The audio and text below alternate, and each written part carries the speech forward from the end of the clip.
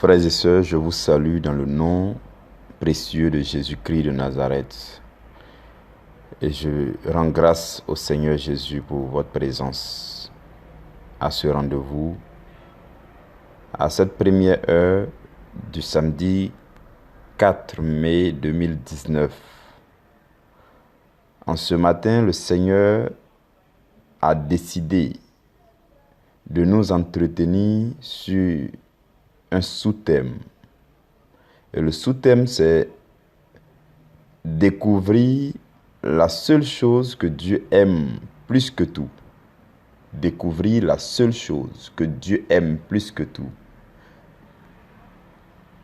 La plupart du temps, lorsque nous partageons un sous-thème, c'est comme si nous nous lancions à la découverte de quelque chose, d'une pensée de Dieu cachée derrière les Écritures. Toutes les fois que vous prenez votre Bible ou que vous écoutez un enseignement, une prédication, vous êtes comme à la suite de Christ. Vous êtes comme à la découverte des pensées profondes de Dieu qui sont cachées derrière les Écritures. Et la Bible appelle ça les mystères cachés de Dieu. Et Paul va dire que ces mystères-là n'ont pas été révélés dans les anciens temps. Mais en notre temps, ces mystères ont été révélés par l'Esprit de Dieu. C'est pourquoi ce n'est que par l'Esprit de Dieu que nous pouvons entrer en possession des pensées profondes de Dieu derrière chaque écriture. Donc, en ce soir, nous allons encore une fois découvrir la seule chose que Dieu aime plus que tout. La seule chose que Dieu aime plus que tout. Ce sous-thème-là, lorsque ce sous-thème a été formulé par le Seigneur, j'étais impressionné de découvrir qu'il y a une chose que Dieu aime plus que tout. Et je pense que cela doit susciter la curiosité de tout chrétien. C'est pourquoi nous allons nous disposer à méditer ce sous-thème-là. Je voudrais que tu te joignes d'abord à moi pour que nous puissions rendre grâce à Dieu pour ce moment. Prions. Seigneur Jésus, roi des rois, sauveur de l'humanité, Seigneur de l'humanité, toi, le sacrifice unique et le sacrificateur unique, toi qui nous as aimés, qui nous as tellement aimés que tu es venu, tu as donné de ta vie afin que nous ayons en retour la vie en abondance. Nous voulons te bénir en ce matin, Jésus-Christ de Nazareth. Depuis ton trône, tu nous regardes et tu regardes chacun chez lui en train d'écouter ce message divin que tu es en train de nous donner. Jésus, je te bénis pour toute âme qui écoute ce message en ce moment. Je te rends grâce de ce que tu jettes ton regard précieux vers celui ou celle qui est en train d'écouter ce message en ce moment. Je te rends grâce parce que ton regard est la lumière, ton regard est la présence des anges, ton regard est la puissance de l'Esprit, ton regard, Seigneur Jésus, ôte tout ce qui ne confesse pas le nom de Dieu. Merci pour ce regard précieux que tu poses sur chacun de nous en ce matin. Merci pour cette nourriture. Gloire à ton Saint-Nom, Seigneur Jésus. Amen. Frères et sœurs dans le Seigneur, je voudrais que nous puissions nous appuyer sur 1 Timothée 2. Lorsque vous lisez 1 Timothée 2, les versets 3 et 4, vous allez comprendre clairement que la Bible dit que ce que Dieu veut, c'est que tous les hommes soient sauvés. Je reprends cette première phrase déjà. La Bible dit dans 1 Timothée 2, versets 3 à 4, que Dieu veut que tous les hommes, sans distinction, tous les hommes soient sauvés et parviennent à la connaissance de la vérité. Le désir le plus ardent de Dieu, c'est que tous les hommes, sans distinction de race, ni distinction ethnique, tous les hommes, infimes, non pas infimes, clairs, noirs, tous les hommes, tout corps humain dans lequel habite une âme qui a été confectionnée par Dieu, Dieu désire que cette âme soit sauvée. Et c'est la raison pour laquelle la Bible nous a dit dans Jean chapitre 3 verset 16 que Dieu a tellement aimé le monde. Dieu nous a tellement aimé. Dieu a regardé le monde et le monde passé, présent et futur. Dieu l'a observé et Dieu a tellement aimé chaque âme que Dieu a envoyé son Fils unique. Il a donné son Fils unique afin que quiconque croit en son Fils unique parvienne au salut éternel. Frères et sœurs, le même Dieu qui a chassé, qui a propulsé l'homme et la femme du jardin d'Éden, ce même Dieu a pour seul projet de sanctifier les hommes afin de les rendre dignes de retourner au jardin d'Éden. Voici le projet unique de Dieu, frères et sœurs, dès le commencement.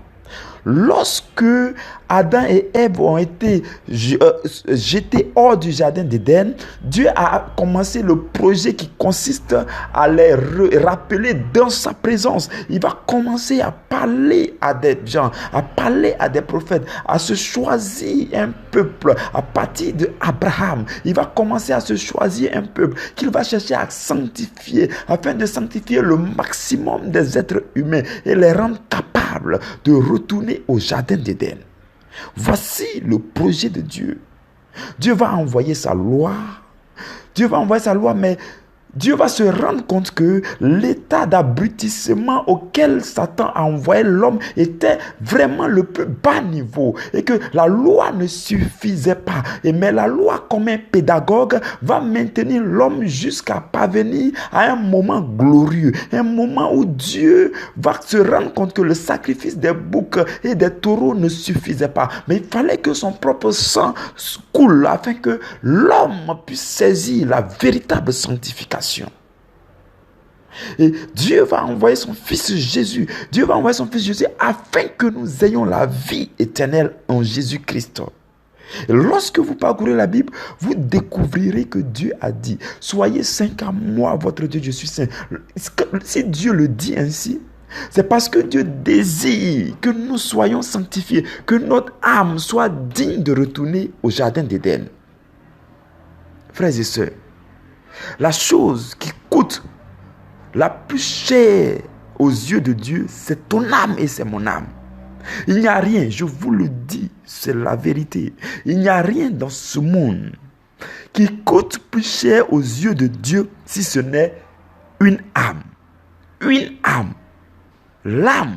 Quand vous parcourez tout le Nouveau Testament, la nouvelle alliance avec Dieu consiste à sanctifier, à sauver chaque être vivant depuis son homme intérieur jusqu'à ce que cette sanctification rayonne jusqu'à son corps.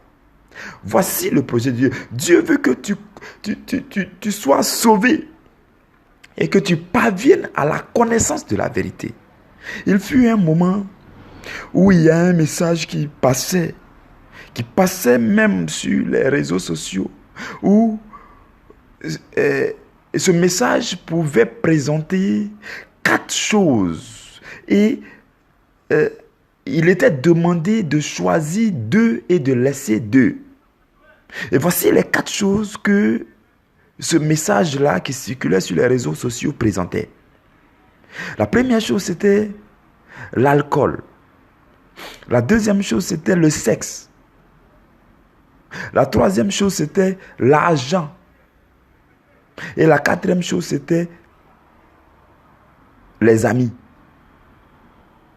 Donc, frères et sœurs, ce message-là demandait à ce qu'on supprime 2 et qu'on laisse 2. Peut-être que vous avez eu l'occasion de voir le message dont je suis en train de vous parler. Mais c'est un message qui a suscité en moi un discernement profond dans la présence du Saint-Esprit. Et j'ai commencé à méditer sur ce message pour dire, Seigneur, à travers ces choses-là qui sont apparemment banales, tu peux parler à ton peuple. Qu'est-ce que tu veux dire à ton peuple? Et lorsque je me suis mis en méditation dans la présence de Dieu, Dieu va me révéler quelque chose de puissant. Et pendant que beaucoup de personnes répondaient, il y a des gens qui choisissaient l'argent et l'alcool pour laisser les amis et le sexe. Il y a d'autres qui disaient qu'ils ne peuvent pas se passer du sexe et qu'ils prennent le sexe et l'argent. Et je pouvais voir même des personnes que je respecte dans le Seigneur en train de dire que non, eux, ils choisissent plutôt l'argent et le sexe. Certains pouvaient choisir l'alcool et les amis. Mais frères et sœurs, moi j'ai commencé à méditer dans le Seigneur. J'ai commencé à demander à Dieu qu'est-ce que je dois enlever. Et dans cette réflexion, dans cette méditation apparemment banale là, le Seigneur va me faire découvrir qu'en réalité, à travers ces 4 choses là, il y a une seule chose qui tienne. Et le Seigneur va me démontrer qu'en fait, là, le sexe conduit à l'alcool et l'alcool conduit au sexe.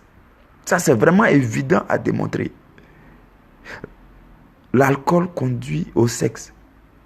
En ce sens que l'alcool va venir affaiblir, amoindrir votre conscience, de sorte que vous allez finir par faire des choses que vous ne savez pas. Y compris les choses les plus charnelles possibles, les désirs charnels possibles, c'est-à-dire le sexe. De cette même façon, le sexe conduit à l'alcool parce que une fois que le sexe a été commis 1 ou 2 fois, il veut toujours se commettre. Et pour amoindrir la conscience, pour continuer à refaire les mêmes choses, il faut que l'alcool vienne soutenir. Bon, ce n'est pas de ça que je veux parler. Mais je veux dire qu'à travers déjà cette petite méditation, le Seigneur a supprimé ces 2 choses, l'alcool et le sexe. Et l'argent.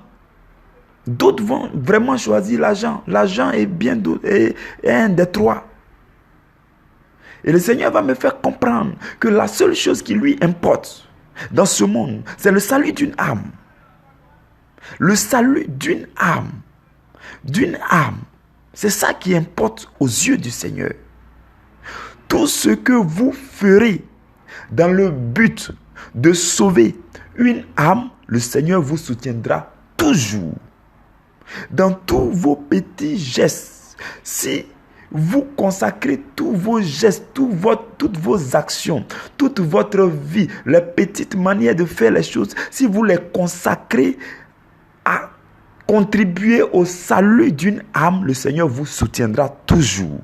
Parce que justement, la bonne nouvelle, l'unique bonne nouvelle que Jésus nous a apportée, c'est la bonne nouvelle du salut éternel. C'est l'espérance au salut éternel. Et l'espérance du salut éternel, c'est l'espérance de la vie après la mort. C'est l'espérance de la vie d'une âme.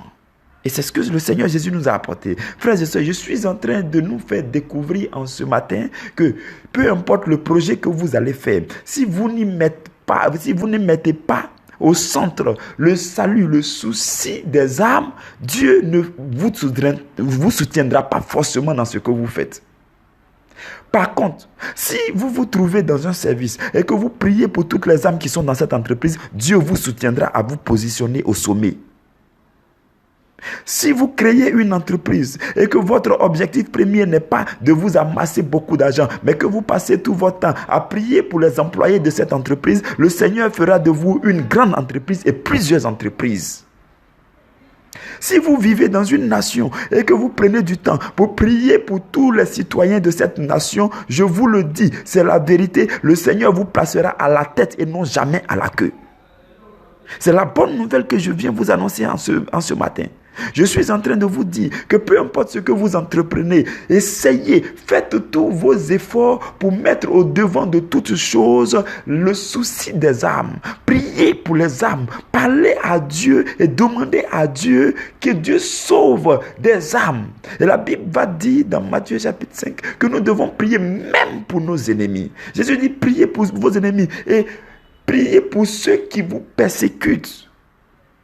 Peu importe l'âme qui est autour de vous, peu importe celui qui est votre prochain, peu importe sa manière de faire certaines choses, peu importe son comportement en votre endroit, je suis en train de vous dire en ce soir que le Seigneur désire que vous puissiez pour continuer à poser des actes qui vont contribuer à son salut éternel.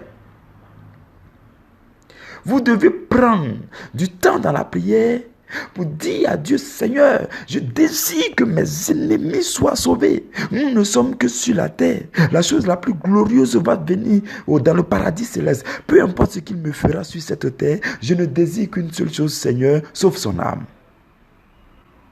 Dieu lui-même désire que tous les hommes soient sauvés, parviennent à la connaissance de la vérité. Qui sommes-nous pour ne pas désirer le salut d'une âme?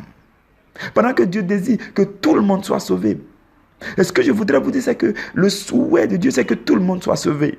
Mais cela ne veut pas dire que si, malgré tout, il n'y a que quelques-uns qui sont sauvés, Dieu ne va pas les déposer dans le paradis céleste. Et c'est justement ce qui va arriver. Si, malgré tout, il n'y a que peu de personnes qui se sanctifient, c'est ce petit troupeau-là que Dieu va soulever pour les déposer dans le salut, dans le paradis céleste.